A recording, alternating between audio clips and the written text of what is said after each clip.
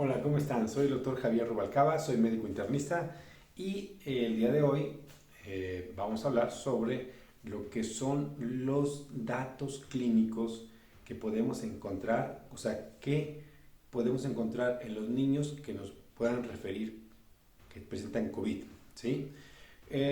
Siempre se ha dicho que hay que irnos por lo más común y lo más general que encontramos en una enfermedad. Por ejemplo, diabetes, encontramos pérdida de peso y elevación del azúcar. En este caso también vamos a buscar qué es lo que podemos encontrar en los niños, sobre todo en los niños, hablando de niños desde 0 años hasta 17 años. Y para esto encontré un estudio que me gustó mucho, se lo voy a poner aquí y yo también se lo voy a dejar. Ahí pueden congelar la pantalla si quieren. Esto es un metaanálisis que se hizo en un hospital infantil de enfermedades respiratorias en China, ¿de acuerdo? En el cual vieron muchos estudios, ¿sí? Fueron más de 1000 estudios y de ahí escogieron a 48 estudios en los cuales investigaron cuál era la sintomatología y la evolución que presentaban los niños que tenían COVID, que presentaban COVID.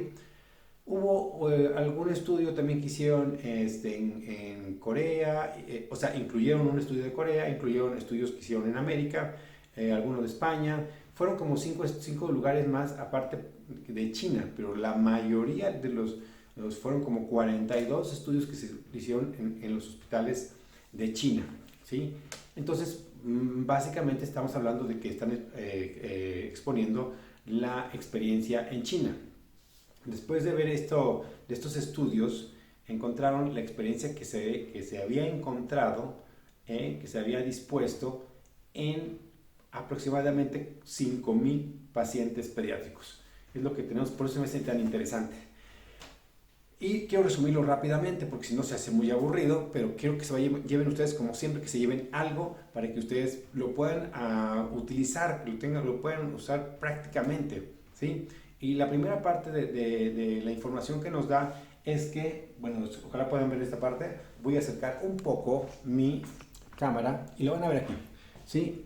El COVID severo en niños solo afecta o los afectó a los pacientes entre 5 y 7%. Esto es una buena noticia, ¿sí? No es tan frecuente, ya que en los adultos, ahí en China, llegó a afectar hasta el 26%. Y los niños a 5 a 7%, o sea, es una buena noticia. ¿Y por qué los niños se afectan menos? Bueno, la respuesta fue porque los niños tienen menos comorbilidades, tienen menos diabetes, menos hipertensión, menos obesidad a lo mejor, toman menos medicamentos, entonces los niños están menos afectados y porque el sistema inmune, vamos a ponerlo así, está nuevo y responde mejor que el de los adultos. Esa es una de las cuestiones. Y el otro dato que nos va a servir aquí es que los niños son asintomáticos, fíjense bien, en un 20%. Y esto es un dato muy importante para la dispersión del virus y en la pandemia. Si tenemos niños que son asintomáticos, bueno, esos niños van a llevar el virus a muchos lugares y lo van a repartir sin que nos demos cuenta, ¿ok? Son los dos primeros datos que quiero que se lleven. 20% de niños son asintomáticos y se afecta muy poca cantidad de niños de forma severa. Ok. Y cuando nos vamos ya a ver los datos de los niños que son mayores de 1 año y hasta 17 años, encontramos que el dato principal que debemos vigilar es que un niño no tenga fiebre. Fiebre se encontró en el 51%. Es bien importante ese dato. Y la tos se parece mucho en los adultos, que es fiebre y tos, son los datos más importantes. Pero hay otros datos que que nos deben llamar la atención también, es que tenga congestión nasal, que solo se ocluya la nariz, está ocluido la nariz, se puede presentar con otros datos o un dato solo, ¿sí? Entonces tenemos congestión nasal, el dolor de la garganta es muy importante, que también tiene que ver con infección de vías respiratorias, escurrimiento nasal solamente el 14%. Yo esperaría, en realidad, los chicos que he visto tienen escurrimiento nasal, pero ellos lo reportan únicamente en el 14%. Taquicardia, como único dato o dato agregado, es que la frecuencia cardíaca sea alta en un niño. Dolor muscular, el dolor, la mialgia es un dolor muscular, ¿sí? Y fatiga. dolor muscular y fatiga, y la taquipnea, que dice que respiren rápido, pero solamente se encuentra en 9%. Yo esperaría que fuera un poco más de ese, que tuviera un poquito más de falla respiratoria, y no, tiene solamente 9%. La diarrea en el 8%, van bajando los porcentajes, el vómito. Este dato, por favor, guárdenlo por aquí, ahorita le voy a explicar por qué. Guarden este dato de vómito. En estos niños son solamente el 7%. ¿Ok? La hipoxemia, que es una disminución de la oxigenación registrada por el dedo, únicamente en el 3%. Y finalmente el dolor de tórax, el 3%. Son datos que son un porcentaje muy pequeño, los presentó.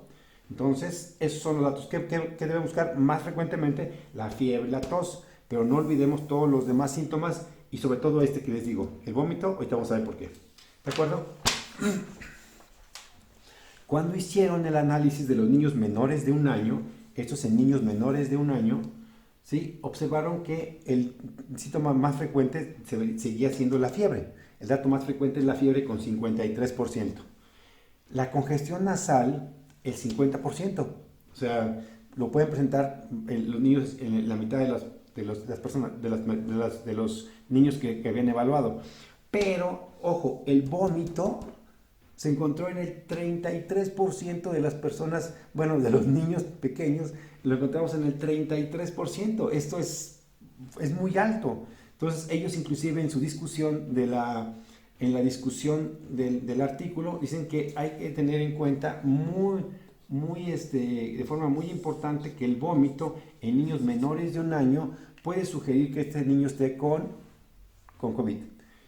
Y me recuerda que apenas vi un artículo de que un niño en una escuela lo habían regresado a su casa porque estuvo con vómito.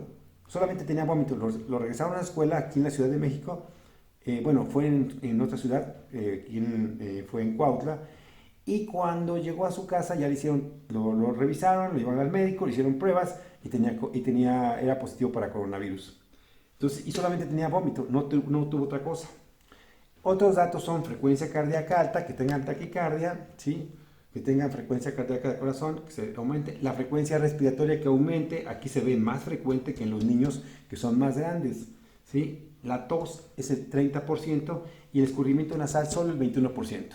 Como pueden ver, ¿sí?, estos son datos. Voy a subir un poco aquí para que no me esté todo doblado. Como pueden ver, estos son datos importantes que ustedes deben tener en cuenta, que a lo mejor están viendo que un niño está vomitando y dicen, pues está vomitando, es una gastroenteritis, no es importante, no se parece al coronavirus, o que tiene solamente dolor muscular o congestión nasal, se tapa la nariz y ya. Esto puede ser un dato de que tiene una infección por coronavirus. Y la otra es que 20% de ellos no va a tener un solo síntoma. Entonces hay que estar alertas, porque pueden ser los viajeros que nos lleven ahorita el contagio. Pero en los estudios que han hecho mundialmente, se ha visto que los niños no son los primeros que nos llevan el virus a la casa. Casi siempre es un adulto el que lo está llevando, y casi siempre el niño que está contagiado tiene un contacto adulto en la casa que lo contagia, ¿sí? Nos vemos en el siguiente video. Si les gustó por favor denle like aquí abajo, suscríbanse si pueden, y ya es muy noche, son como ya es muy noche, ya nos vamos a dormir, pero mañana ustedes van a ver este video fresquecitos. Hasta luego, hasta la vista, nos vemos, bye.